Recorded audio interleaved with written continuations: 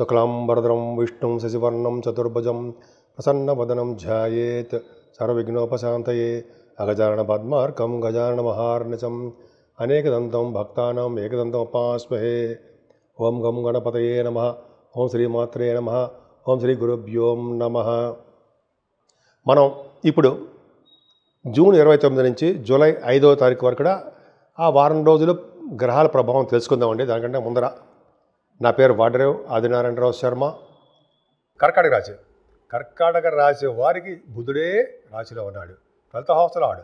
కానీ ఖర్చులు అధికంగా ఉన్నా సరే మీరు బాగా జనాలకు ఉపయోగపడుతూ ఉంటారు, తెలివితేటలుగా ఉంటారు, ఎదుటి వాళ్ళకి హెల్ప్ చేసే తత్వంలో ఉంటారు. పైగా బాగా బిజినెస్ తెలివితేటలు, బిజినెస్ సంబంధించిన వ్యవహారాల్లో మీరు ఉంటారు. ఏదేమైనా కుజచంద్రుడు ఉంటారా, చంద్రమంగళ యోగంలో కుజుడు ఉండడము, అలాగే కుజచంద్రుడు ఉండడము, కేతు కూడా ద్వితీయ భావం ఉండడం వల్ల విద్యలో ఆటంకాలు కలగకుండా ధనప్రాప్తి కలిగిస్తారండి. అలాగే భూములు కానీ కొంతమందికి వాళ్ళ జాతకాలు ఇచ్చి అందరూ నేను కొనుక్కుంటాను అలా కాదు. భూములు, ఆభరణాలు, అపార్ట్మెంట్స్ కానీ మీరు ఇళ్ళు కానీ కొనుక్కోవడానికి అవకాశాలు ఉన్నాయి, లేకపోలేదు. కానీ ఆయన కుజుడు మొన్నే మారాడు కాబట్టి మీకు మీ జాతకాల రీత్యా ఆయన మీకు అవకాశాలు ఇస్తాడు. ఏదైనా మీ చెల్లెళ్ళలో తమ్ముళ్ళ దగ్గర చిన్న చిన్న ఏదో మనస్పర్ధలు వస్తాయి, కొంచెం జాగ్రత్తగా ఉండండి. ఏదైనా కంఫర్టబుల్నెస్ ఎక్కువ అండి, సుఖస్థానం ఎక్కువ, సుఖపడతారు. ఇన్నాళ్ళు చాలా కష్టపడ్డారు, ఇప్పుడు సుఖపడే తత్వం మీకు వచ్చింది. ఆ రోజులు వచ్చాయి, సుఖపడే రోజులు. అలాగే మీ మదర్ గారి యొక్క ఆర్థిక పరిస్థితి పర్ఫెక్ట్గా నిండుగా బాగుందండి. రవి గురుడే మీ చతుర్థ భావం చూడడం వల్ల మంచి యోగాన్ని ఇస్తున్నాడు. అలాగే సంగీత సాధన చేసే వాళ్ళకి అద్భుత ప్రపంచంలో ఉంటారు వాళ్ళు.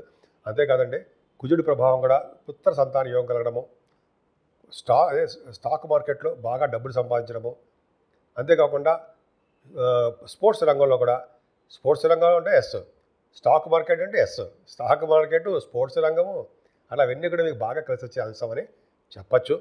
అంతేకాదండి, మీకు ఆరో భావాన్ని కూడా గురుడు చూడడం వల్ల మీకు యోగవంతంగానే ఉంటుంది, శుభాలే చేకూరుతాయి.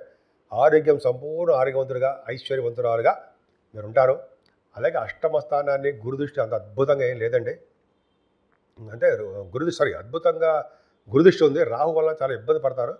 ఇబ్బంది పడ్డప్పటికీ గురుదృష్టి, కుజుడి యొక్క దృష్టి ఉండడం వల్ల ఏదైనా ప్రాబ్లమ్స్ వస్తే, హెల్త్ ప్రాబ్లమ్స్, ఇష్యూస్ వచ్చినా మీరు వాటిని నిలదొక్కుంటారు, బయటపడతారు. దూర బంధువులు ఎవరో ఉంటే వాళ్ళకి హెల్త్ ప్రాబ్లమ్స్, ఇష్యూస్ వస్తాయి. శనీశ్వరుడు భాగ్యంలో ఉన్నాడు కాబట్టి భాగ్యం వృద్ధి అవుతుంటుంది. ఫారిన్ కంట్రీస్ తీసుకెళ్తాడు, గంగా స్నానం చేయించి తీరుతాడు, కాశీ వంటి పుణ్యక్ష దర్శనాలు బ్రహ్మాండంగా వెళ్తారు. శనీశ్వరుడు మంచి యోగాన్ని ఇవ్వడానికి అవకాశం ఉంది. భయపడవలసిన అవసరం అసలు లేనే లేదు. ఎందుకు భయపడతామని మనం దేనికి భయపడాల్సిన అవసరం లేదు. అంటే గ్రహాల యొక్క మనం ఏం వినడం కోసమే తప్ప, మనం ఏదో మంచి చేయడం, మనం మంచి జరిగితే మంచి జరుగుతుంది తప్ప దాని గురించి, గ్రహాల గురించి భయపడిపోయి ఇంట్లో దాకోవాల్సిన అవసరం లేనే లేదు. ఖచ్చితంగా అంతే. పైగా శనీశ్వరుడు మనకి ఇబ్బంది పెట్టండి, శనీశ్వరుడు మంచి చేయడానికి అవకాశాలు ఉంటాయి. అలాగే శుక్రుడు కూడా అండి, మీ దశమస్థానంలో శుక్రుడు కూడా మంచి యోగాన్ని ఇస్తాడు. సినిమా రంగంలో ఉన్న వాళ్ళకి, కళారంగంలో ఉన్న వాళ్ళకి, టెలివిజన్ రంగంలో ఉన్న వాళ్ళకి మంచి అభివృద్ధి ఇస్తాడు. బంగారు ఆభరణాలు, మంచి మంచి డ్రెస్సెస్, వాహనాలు ఇవన్నీ కొనుక్కోవడానికి మీకు అవకాశాలు ఎక్కువ ఉన్నాయండి. మంచి అద్భుతం. పైగా మీరు ఏ దీంట్లో ఉన్న ఉద్యోగంలో ఉన్న ఆ ఉద్యోగంలో భద్రత ఉంటుంది. లాభస్థానంలో శుక్రుడు ఉన్నాడు. లాభస్థానంలో శుక్రుడు మంచి యోగాన్ని ఇస్తాడండి, అవయోగాన్ని ఇవ్వడం. మీకు మంచివాడు కాదు. 11 ఇంట్లో ఉండడం మీ రాశికి పాపత్వంలో ఉన్నట్టు లెక్క, మ్యాలఫిక్ అయ్యాడు మీకు. సో మీ రాశి వారికి మ్యాలఫిక్ అవ్వడం వల్ల శుక్రుడు వల్ల చాలా ఇబ్బంది ఉంటుందండి. అంటే చిన్న చిన్న ఇబ్బందులు ఉండడానికి అవకాశము ఉంది. మీది జలరాశి కాబట్టి, జలరాశి అంటే మీది కర్కాటక రాశి కాబట్టి, జలతత్వ రాశి కాబట్టి మీకు 11వ భావాధిపతి శుక్రుడు తప్పు, ఆయన మంచి యోగాలు ఏమి ఇవ్వడు అని చెప్పచ్చు. కానీ 12వ భావంలో ఉన్నటువంటి రవి గురువులు అంటారా, వాళ్ళు యోగంగా ఉండడానికి, మంచి మంచి కార్యక్రమాలు చేయడానికి, మంచి మంచి కార్యక్రమాలు ఇచ్చే ధనం ఖర్చు పెట్టడానికి మాత్రం అవకాశం ఇస్తారు.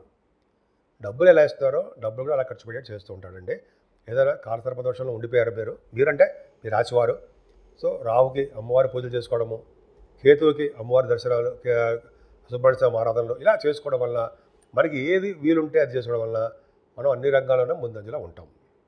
మేషరాశి నుంచి మీనరాశి వరకు వారికి అందరికీ కూడా పరిష్కార మార్గాలు అంటాం కదండి, రెమెడీస్ అంటాం కదా. అసలు ఏం చేసుకుంటే ఈ నెల మొత్తం కూడా జూన్ ఎండింగ్ అనమాట, జూలై నెలలో ఈ వారం రోజులు మనం ఎలా ఉంటాం, మన ఆరోగ్య పరిస్థితి ఎలా ఉంటుంది, మన వ్యాపారాలు ఎలా ఉంటాయి, మన పిల్లలు ఎలా ఉంటారు, ఇవన్నీ తెలుసుకుందామండి.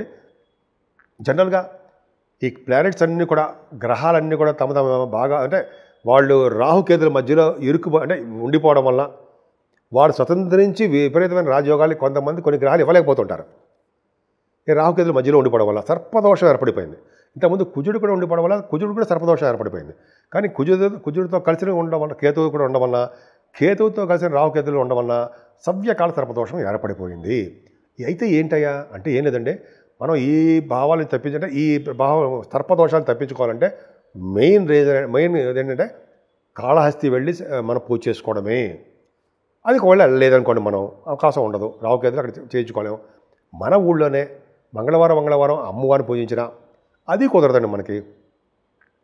మనం అమావాస్య పూట కానీ పౌర్ణమి పూట కానీ చాలామంది అమ్మవారి గుళ్ళల్లోనే పూజలు చేస్తారు, హోమాలు చేస్తారుంటాయి. అలా చేయించుకోవడం వల్ల మంచి రాజయోగం కలుగుతుంది. అంటే రాహుకేతులలో వచ్చే దోషాలు పరిహారం అయిపోతూ ఉంటాయి. అది గొప్ప అదృష్టం ఉండేది. ఆంజనేయ స్వామి కూడా పూజ చేస్తుంటారండి, హోమాలు కూడా చేస్తుంటారు చాలా గుళ్ళలో. అది చేయించుకున్నా సరే అద్భుతం సినిమాలో వచ్చే దోషాలు బ్రహ్మాండ పరిహారం అయిపోతూ ఉంటాయి. కేతు ఏంటి అప్పుడు కూడా ఇబ్బంది పెడుతూ ఉంటాడు. ఆయన మంచి వాటికి కూడా చిన్న ఇబ్బంది కలగడానికి అవకాశం ఉంటుంది. అందుకనే ఎవరైతే గణపతి ఆరాధన చేసి సుబ్రహ్మణ్య స్వామి పూజలు చేస్తూ ఉంటారో, అంటే పౌర్ణమి పూట కుదరపోయింది, వినాయకుడికి మనం దండ పెట్టుకోలేము, పౌర్ణమి పూట పైగా పౌర్ణమి తర్వాత రోజు వచ్చే చవితి పూట అందాం. పౌర్ణమి చవితి సంకటహర చతుర్థి అంటాం. ఆ రోజు గరిక స్వామివారికి సమర్పించిన మల్లె పువ్వులు వినాయకుడితో సమర్పిస్తే వాళ్ళు అద్భుతమైన ఫలితాలు ఉంటాయని చెప్పి అంటారు, సందేహం లేదు. అలాగే సుబ్రహ్మణ్య స్వామి ఆరాధన చేసుకున్న ముఖ్యంగా శివుడికి మల్లె పువ్వులతోటి అలాగే తులసి దళాలతోటి మారేడు దళాలతోటి ఎవరు పూజ చేస్తారో వాళ్ళ ఇంట్లో స్థిరమైన లక్ష్మి ఉండడమే కాకుండా సంపూర్ణమైన ఆరోగ్యవంతులుగా ఉంటారు అని తెలుస్తోంది.